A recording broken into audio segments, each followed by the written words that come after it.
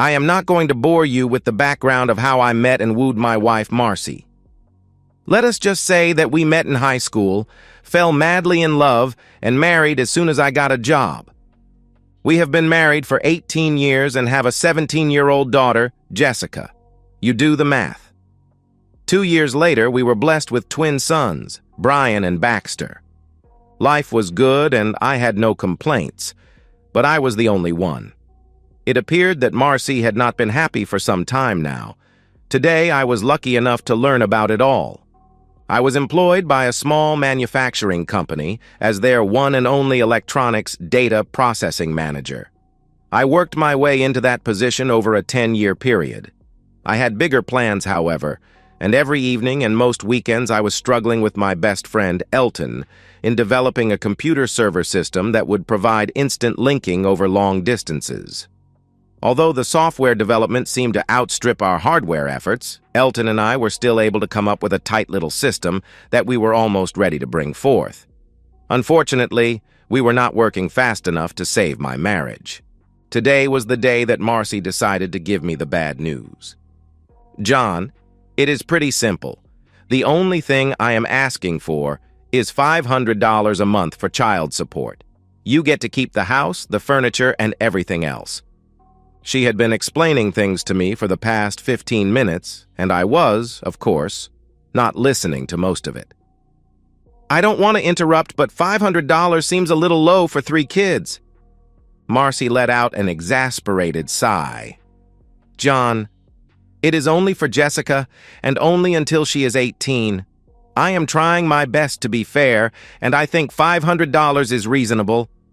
What about the boys? Aren't you taking them also? Of course I am, but you don't have to pay child support for them because you are not their father. I am really surprised that you didn't figure that out years ago. I guess that shows how really dense I was. No, I didn't figure it out. It never even crossed my mind that the boys might not be mine. Now, she was telling me that she not only wanted a divorce, but that she had been cheating on me for at least 16 years. What else was there that I did not know? My mind started to wander again. She was still talking, and I was trying to put all the pieces together in my head. I am sure that the things that she was saying were important, but I just could not bring myself to concentrate. Okay, damn it. Okay, I will go along with just about anything. The only thing that I insist on is that I get Jessica every weekend and on all school breaks, including summer. Marcy actually stopped talking for a moment. I can live with that. If it is okay with Jessica, I will have the papers drawn up tomorrow. Will you sign them then? I could tell that she was getting ready to leave. I didn't realize it before, but she had actually been moving her things out gradually over the last few weeks. Just a couple of questions before you go, please. Who the hell is the father of the twins? Who are you going to be living with? Finally, why did you wait so long? Langford King is the father of Brian and Baxter. We will all be moving into his house, she replied. What about his wife? Where are Joyce and the girls going to stay? Joyce left and took the girls with her. After she caught me and Langford in bed, their marriage was over. I didn't ask for a divorce before because Langford was still married, and I had no alternative. Now that he is getting a divorce, it only seems practical that I get one too. You have been screwing Langford for 16 years? I asked. That is right, and I have no intention of stopping. I am sorry, John. You are a great guy, but you are only mediocre in the sack, and I am afraid you are going to be working just to put bread on the table for the rest of your life. Langford is rich, successful, and a great partner. I only have one life, and I want to enjoy it to the fullest. You couldn't give me that. I had no response for that. I watched her walk out the door and then opened a cold beer. She was right. Here I was, sitting in a $300 recliner drinking cheap beer. I had big plans, and that was about it. I guess what really killed any feelings I still had for her was when she compared my performance with Langford's. There is not much you can do about something like that. Either you got it or you don't. I was always satisfied. but apparently Marcy wasn't. We have known Langford and Joyce since high school. Foster King, Langford's father, was the king of carpets in our town for as long as I could remember. About 10 years ago, he retired to Florida, and his only son took over the business. A lot of us used to get together at regular intervals for barbecues, picnics, and other gatherings. Marcy and Langford were always friendly with each other, but no more than any of the other people who attended. Langford started to drift away from our group as his bank account grew. In the last few years, we saw them only 2 or 3 times. At least I did. They had 2 beautiful teenage daughters who were friends with Jessica. Speaking of Jessica, she was the bright spot in my hectic life. She was small, funny, and cute. She always brought a smile to my face. Unlike her brothers, she studied hard and was an excellent student. All she wanted was good SAT scores and acceptance at a great school. I did everything I could to help her. Brian and Baxter were just the opposite. Not only were they not interested in academics, but they had no desire to participate in sports either. I tried several times to get them involved in my computer projects with no success. Most of my contact with them was of a preventive or corrective nature. I would adjust situations and their mother would override me. Now I understood why. Marcy was always a good wife. She never denied me intimacy, and quite often initiated it. She kept a clean house and was never demanding. She was a great mother and a wife that I felt I could be proud of. It appears that she was also a fabulous actress. I was finishing my 3rd long neck when Jessica got home from school. There was no telling when the boys would be getting home. Usually they missed supper several times a week and Marcy said nothing. I gave up arguing about it a long time ago. "Hi, Dad. What are you doing at home? Where's Mom?" I struggled out of the recliner and gathered up my empties. "Your mother asked me to come home for lunch today so that she could tell me that she wanted a divorce." My words sounded a little slurred, even to myself. I am not a good drinker. "I'll get them. Sit down. I guess that explains why you are drinking in the middle of the day." Jessica took the bottles from me and carried them into the kitchen. "You didn't have a clue, did you, Dad?" "Nope." I watched as she kicked off her shoes and plopped down on the floor. "What is going to happen now?" "You and the boys are going to go live with your mother at Langford King's house, the mansion on the hill. Your mother always wanted to be rich, apparently." "It's not a mansion. It's just a big old house that his father built years ago." We sat silently for a few moments. "Did you know that I am not the father of your brothers?" "Yeah. Brian and Baxter joke about it a lot. I guess Mom told them years ago. Every time you chew them out for something, they take it and then go somewhere and laugh." "Well, I guess that explains a lot, doesn't it? How come you know all about this?" "I have known for years, but didn't want to say anything. You seemed happy enough, and I didn't want to rock the boat. A couple of weeks ago, Lisbeth and Carla told me that they were moving to Lancaster. Their mother caught Mom and Mr. King in bed together. I figured that something would happen soon." "You could mention it," I asked. "I don't think so," she replied. There was another moment of quiet. "I'd rather stay here with you. You'll need someone to help around the house." That would never fly. The court wouldn't allow it. "I did work out a little compromise, however," I answered. "How is that going to work?" she asked. "You get to stay here every weekend and every school break, including summer." "I can make that work. Why don't you go take a shower and I will order some pizza?" While we were eating, Jessica presented her plan for the separation. She would come to our house Friday after school and stay until she went back to school Monday morning. I thought it was better than anything I had imagined. We were still discussing the details when the phone rang. "John, I just wanted to let you know that the boys are here and will be staying overnight. Tomorrow, while you are at work, the kids and I will move our things over here. They can afford to miss a day of school. Jessica can spend the evening deciding what she wants to bring with her and what she wants to keep there. I don't see any reason why we can't start the new arrangement right away, do you?" "No, that sounds fine to me. I'll let Jessica know. I replied. The reallocation of bodies seemed to go smoothly. I found myself alone in the house, and, to tell you the truth, a little relieved. I had a hard time concentrating at work because I kept trying to figure out where I went wrong. My constantly kicking myself for being completely in the dark about my wife's relationship with a close friend did not improve things.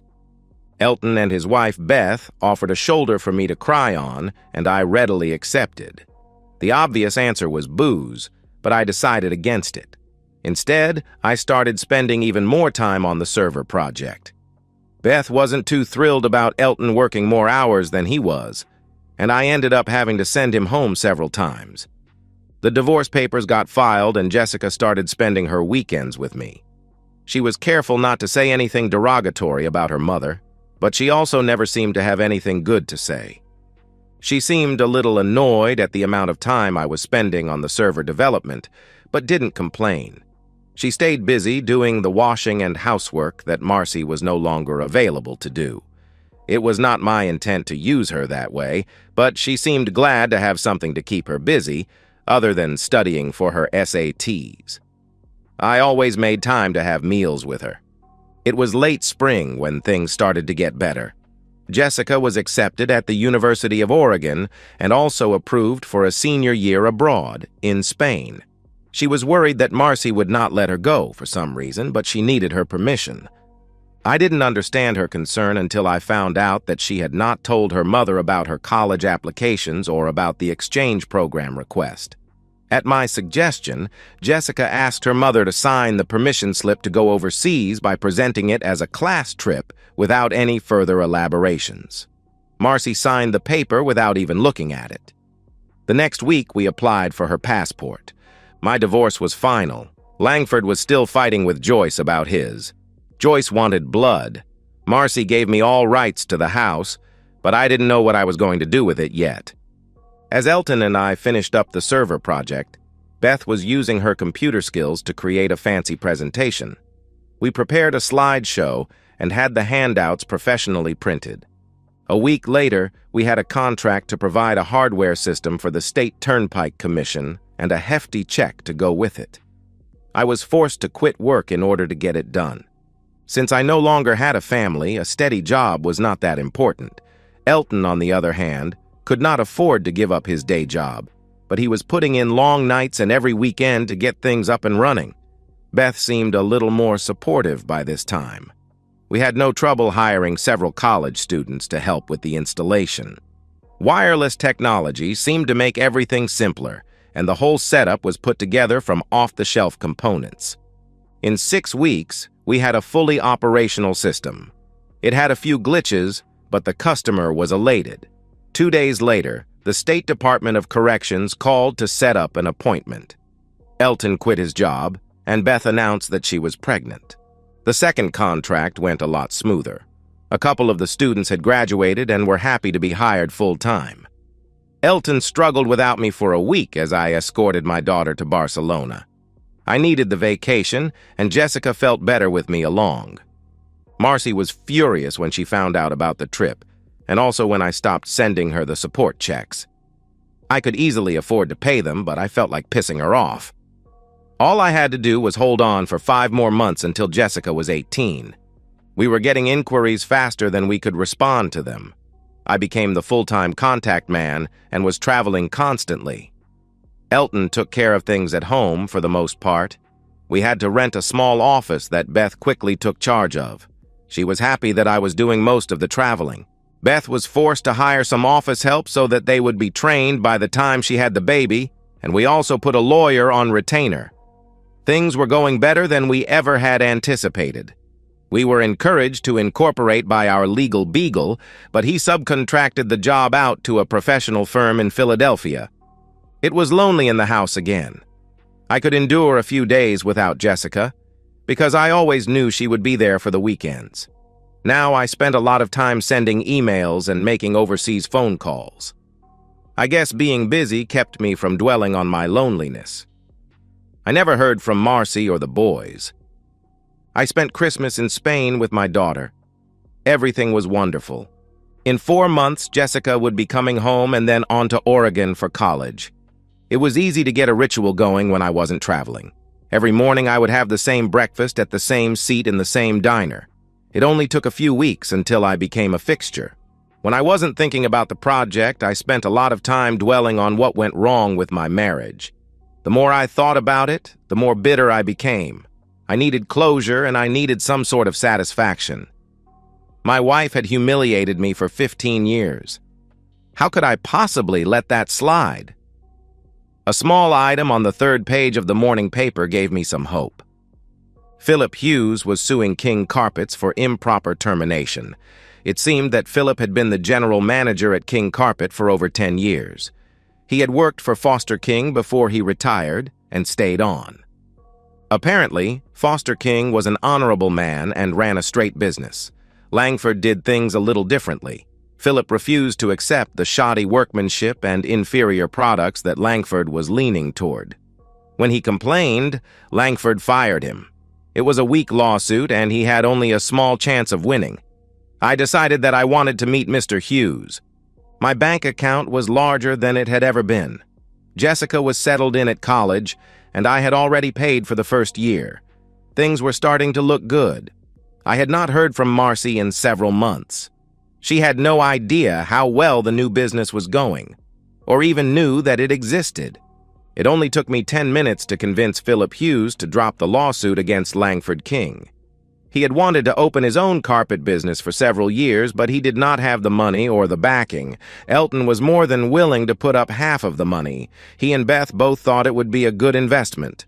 Other than King Carpets, the only competition would be the two big home improvement stores in the area. Philip was confident that with the right customer service and prices, he could hold his own against them. Elton and I both liked Hughes and allowed him to proceed on his own, with our financial blessings. In 6 months, Empire Carpet was fully operational and making money. During the same time frame, Elton and I had expanded into our 6th state. Our server system proved to be a perfect fit for most government operations with numerous locations. We never had to advertise. The business grew by itself, and in a short period of time, we were completely overwhelmed. It was hard to tell if we were extremely happy or extremely frustrated. The nicest aspect about the whole thing was the monthly checks that just kept coming and coming. Brian and Baxter had been arrested for selling drugs. Most of the dealings were at their high school. It took our lawyer over half a day to convince the authorities that I was no longer responsible for their actions. By the end of the day, papers were filed relieving me of all parental responsibilities for both of them. I got a call later that evening from Marcy reprimanding me for my actions. I hung up on her and turned off my cell phone. In a few months, they would be 18 and responsible for their own lives. I raised them, but I never really liked the suckers. After we got 2 inquiries from the great state of California, Serpentine Enterprises from Palo Alto made a formal offer to buy out our small enterprise. We had been in business just slightly over 2 years, and they offered us $60 million in cash, plus some stock options for the business. We had no trouble at all accepting the deal. Elton agreed to stay with the company at a ridiculous salary, but would have to move to San Francisco. Beth said she would divorce him if he didn't take it. 3 of our young engineers would become overnight millionaires before they were 25 years old. I decided to retire. The realtor was putting his for sale sign on the front yard when a van pulled into the driveway. It was one of those custom-built jobs, with a special wheelchair ramp attached to the side. I watched from the porch as a good-looking Latino woman came around from the driver's door and activated the ramp mechanism. It was evident that she had done this 100 times before. In less than a minute, an older man, who I recognized immediately as Foster King, was driving a motorized cart up my sidewalk. The porch steps would keep him from going any further, so I walked over to greet him. "Do you know who I am, young man?" I was flattered at being referred to as a young man. Maybe that was his way of getting me off guard. "Of course. I recognize you from your TV commercials. You sure did get old." My sassiness got me a little grin. The grim expression that he approached me with seemed to wilt away at my obviously childish comment about his age. He wiggled around in the cart a little before surprising me again. "I need a beer. Do you have any cold beer? In a bottle? Not one of those damn cans?" "There are some Fosters in the fridge. Do you want to come in, or shall I bring them out here?" "Just relax. Maya can get them. Sit down. We have to talk." Maya stepped around me as I sat on the porch steps. I have to admit, the old codger had my attention, but so did Maya. She had on a white blouse and black slacks. The slacks were not especially tight, but snug enough to show off a nice back. It wasn't what I would call little, but it was well-shaped.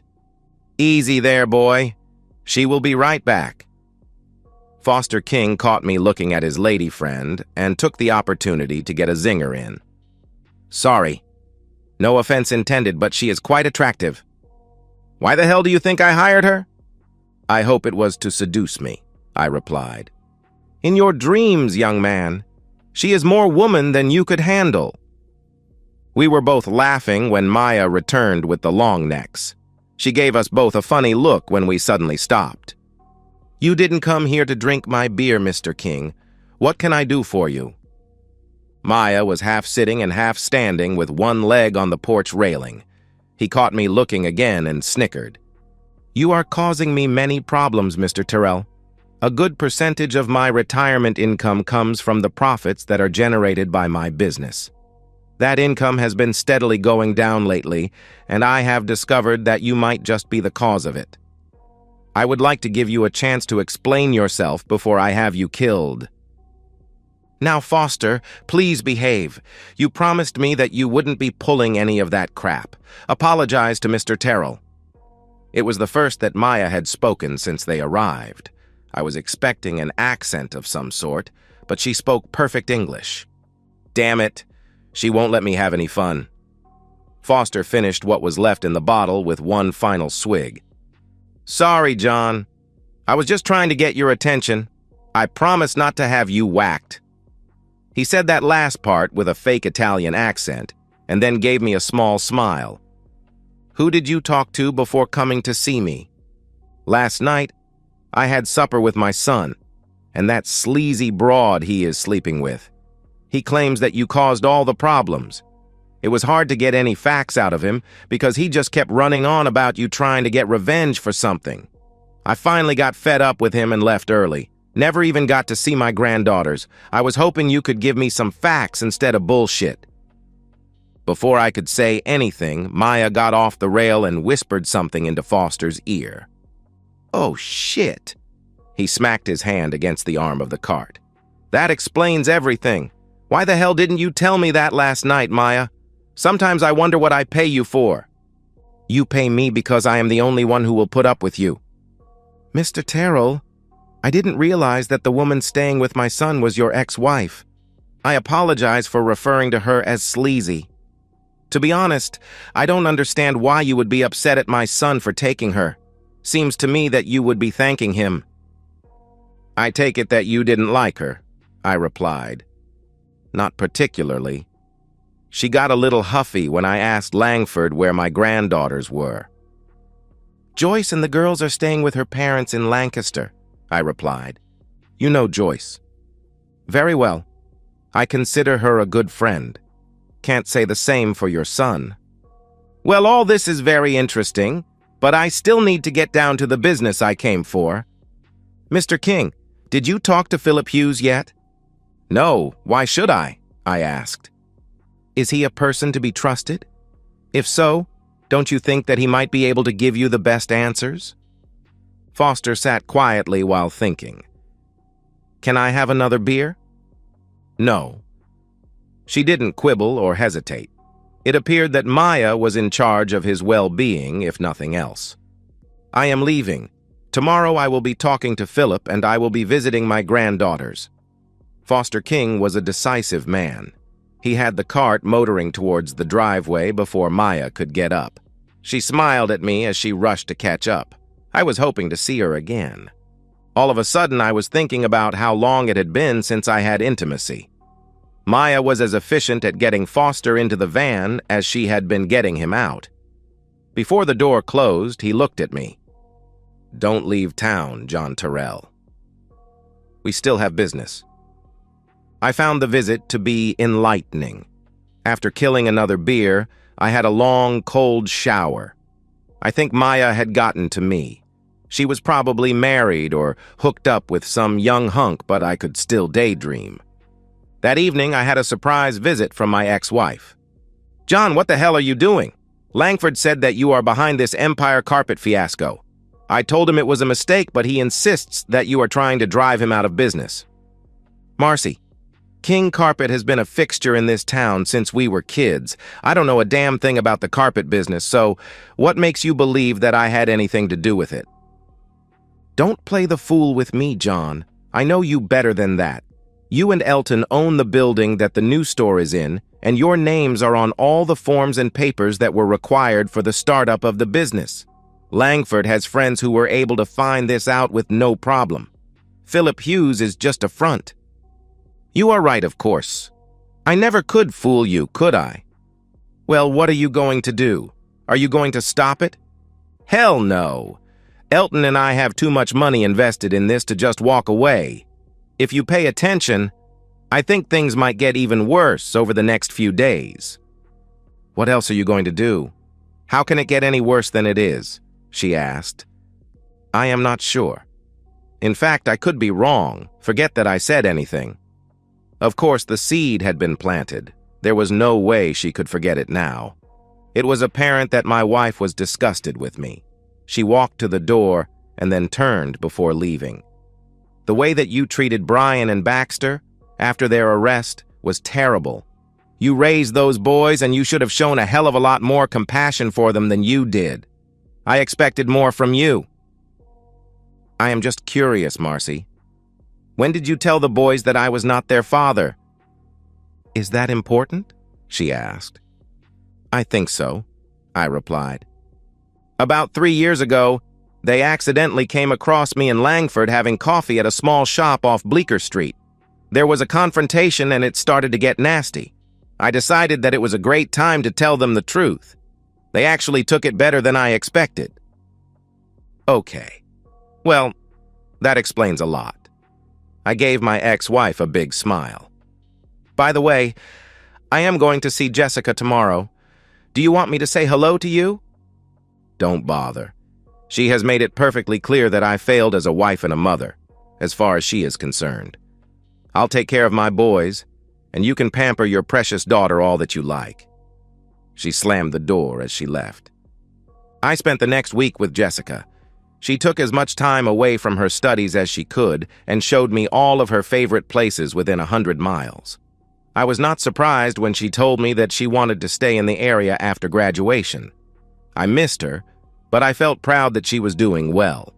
A few surprises were waiting for me when I got home. Foster King had been a busy man. I had no idea why he was confined to that motorized cart, or if he really needed it.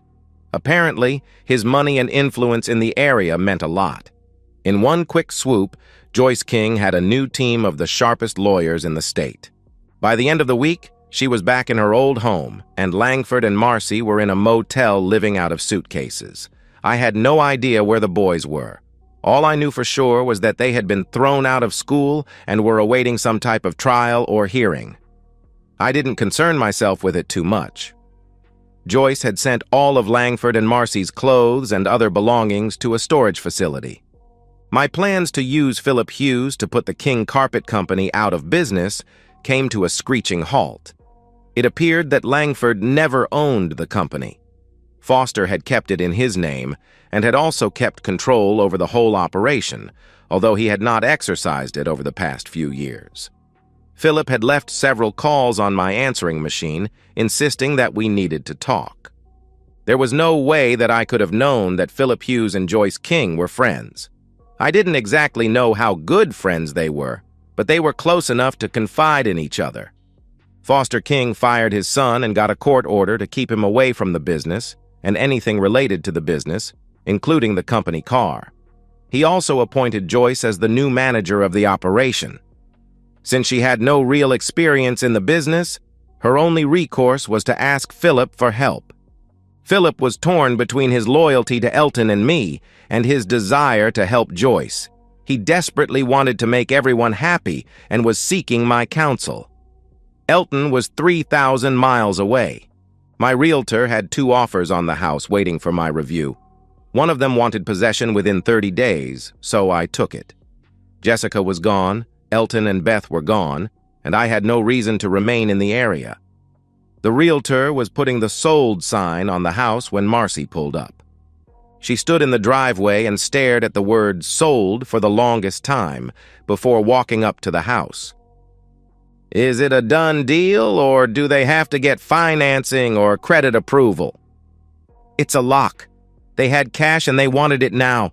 I will be out of here by the end of the week. Why do you care? Joyce King got a fancy lawyer and was able to steal Langford's house away from him. We were looking for a place to live until we could find a new one to buy. I just thought that you might want to rent this one. Sorry, you're too late, but I am sure with all of Langford's money you will have no trouble finding a place. I was snickering to myself as I said that. She had no idea that I was fully aware of the financial difficulties they were going through. I was pretty sure that Foster King was not going to cut his wayward son any slack. Philip had briefed Foster on how Langford was handling the business and about the way he treated his wife. Daddy was not happy. Marcy did not push the subject any further. As she left, I noticed the Alamo car rental sticker on the back bumper of the car. Philip Hughes and Joyce King came to see me that evening. I was amazed at how well they got along together. It did not take us long to reach an agreement. Empire Carpets would become Empire Floors and sell only tile and wood flooring. King Carpets would sell only carpets. Philip did not envision any problems in running both operations, but would only do it if Elton and I agreed. He felt that the 2 businesses would complement each other. He also indicated that after a few years, King Carpet might be interested in buying out Empire. I thought that was very clever of him. I noticed that Joyce had an embarrassed smile on her face when he said that. I guess they were closer than I had thought. All of the furniture and things in the house I gave to the Salvation Army. In fact, I also gave them most of my clothes. I was due to get a new wardrobe, and this was a good time to do it. By the time I got done picking and choosing, I could get everything I wanted or needed in my car. I spent a full day closing accounts and making sure that I had no outstanding debts. Somehow, Foster King got a hold of my cell phone number and coerced me into joining him for supper that evening. It would be my last day in town. I was sure that things would go well, and I was actually looking forward to seeing Maya again. Foster King was a proud man and also liked to gloat a little. He gave me a quick rundown of his meetings with Hughes and with Joyce. There was no doubt in his mind that the actions that he took against his son were well-deserved. He thanked me for allowing Hughes to help Joyce. I tried to listen to every word that he said, mainly to be polite, but my eyes kept wandering towards Maya. She wore a gray-green evening dress that made her eyes glow. Her hair and makeup were perfect. Foster noticed the distraction and stopped once in mid-sentence just to make me feel uncomfortable. His laugh gave away his intentions. Maya did not join in the conversation, other than to stop Foster from reordering drinks and not allowing him to order dessert. He faked a little pout and made a half-hearted remark under his breath. Maya excused herself to go to the ladies' room, and it gave Foster an opportunity to confront me. "What are your intentions after your house is sold?" "The house is sold, and I am leaving for San Francisco tomorrow morning to see my friends Elton and Beth. They have a new baby and named her after me." "They named their baby girl John?" "Well, actually, Johnny." "How could I say no?" "Where are you going when you come back?" "I have no idea. I am leaving my car at the airport, which is packed with everything that I own. I guess I will be driving south until something hits my fancy." "I have a better idea. Come and stay with me. My house is way too big for just me, and I hate seeing Maya alone all the time." "Foster, what the hell are you getting at?" I asked. "Maya's husband was killed in a car accident about 3 years ago. She has no friends in West Palm Beach and few opportunities to meet any eligible men. You are the only man that I saw her express any interest in over the last year." "Did she say something?" I asked. "No, but I noticed the way that she looks at you, and she is always interested when I talk about you. I'll tell you what. Come down and stay with us for a month. If nothing comes of it, you can jump in your car and start wandering around again. You have nothing to lose, and I would really enjoy the company." The conversation ended when Maya returned to the table. She smiled at both of us, as if we had just done something bad and was condoning it. I was definitely going to go to West Palm Beach. My visit with Elton and Beth went perfectly. The new owners were able to expand the operation over 20 states and several overseas locations. In a few years, the stock options would probably be worth far more than the actual cash we were paid. Johnny was adorable. I am sure that she will be cussing her parents for giving her a boy's name, but I will be the best godfather a kid could ever have. I called Philip Hughes as soon as I got back home, just to make sure everything was okay before I left. The business was fine, and he gave me a quick update on Langford. It seems that he had a good amount of personal debts that were not covered by the business accounts or assets. The cost of the divorce plus the expense of hiring a lawyer for Brian and Baxter had pretty well done him in. He had no credit, no cash, and no prospects. I felt good for Marcy. 2 days later, I was in West Palm Beach. Foster King must have been richer than I thought, because the waterfront home was magnificent. Every chance the old coot got, he was throwing me and Maya together. He insisted that she show me every restaurant in South Florida. After a while, we would pretend to go out, but actually stay in and watch TV in the beach house. Eating out every night sounds better than it really is. I think he knew what we were doing, but considered that to be just as good as what we were getting out of doing. We enjoyed our time with Foster, but we were starting to enjoy our time together even more. It seemed to make him happy. Maya and I started sleeping together after the 3rd week. Foster knew about it, of course, and started to tease us relentlessly. He didn't stop until I moved into her bedroom. That seemed to make him happy. Life was good. My financial situation was unbelievable. I was living in a waterfront mansion with no expenses, and sharing my bed with a beautiful woman. My money was making more interest than I could spend, and my stock options were growing so fast that it made my eyes blink. I did treat myself to a new car. I always wanted a Mercedes. Joyce's divorce was finalized, and Philip Hughes wasted no time moving in with her. Marcy, however, had second thoughts. All of a sudden, being married to Langford King did not seem like a good idea. Marcy seemed to disappear into the night. Jessica and I never heard from her again. Before the end of the year, Foster asked me to witness his new will. I never found out what exactly was wrong with him, but he seemed to be going downhill fast. He left all of his assets to Lisbeth and Carla, to be held in trust by their mother until they were 25 years old. He left the business to Joyce with the provision that she be married within a year of his death. He left the house in West Palm Beach to Maya with the same provision. Things didn't work out as I had planned, but who was I to complain? Oh yes, I will be getting married sooner than I expected, because I just found out that Maya will be becoming a mother. If it is a girl, I am not going to name her Elton. Brian and Baxter decided to seek their fortune in Mexico, but things did not go well for them there. Marcy appeared from somewhere and asked me to help her with their legal expenses. I gave her $10,000 and never saw her or the boys again. Jessica finished her studies and moved to Barcelona. I'm not sure, but I think she met a young man while she was there. Foster held on for 2 more years. There was no autopsy, and I still don't know what was wrong with him. He lived long enough to be the godfather to my new daughter, Foster Anne Maria Terrell. I'll name the next one Elton. And so, we've reached the end of today's story. Was it what you expected, or did it take a twist you didn't see coming? I'm curious to hear your thoughts. Share them in the comments below, and let's get a conversation going. If this story kept you hooked, make sure to hit that like button. And if you're new here or just haven't subscribed yet, now's the perfect time to join our community. I bring you fresh, captivating stories every day, So click that subscribe button and turn on notifications so you never miss out. Thanks for watching, and I'll see you in the next one.